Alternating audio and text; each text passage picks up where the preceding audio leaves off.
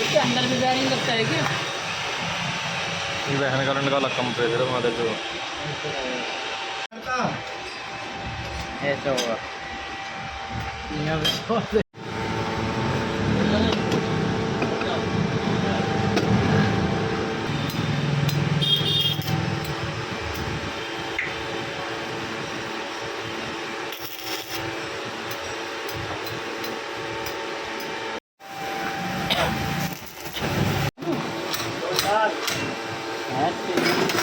Compressor निकल गया।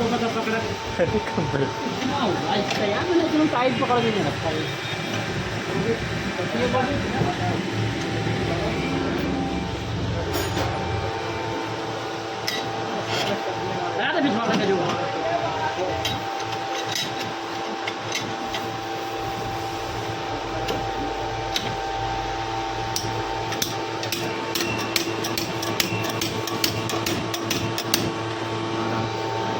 वो अंदर जो बैठने लगी ना वो रोक रही है, वैसे निकल रहा बैरिंग ना तो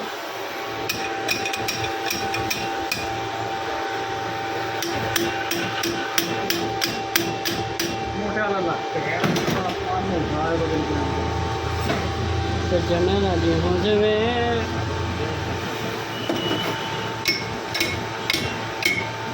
चले गए हो, तुम्हें चलना पड़ेगा।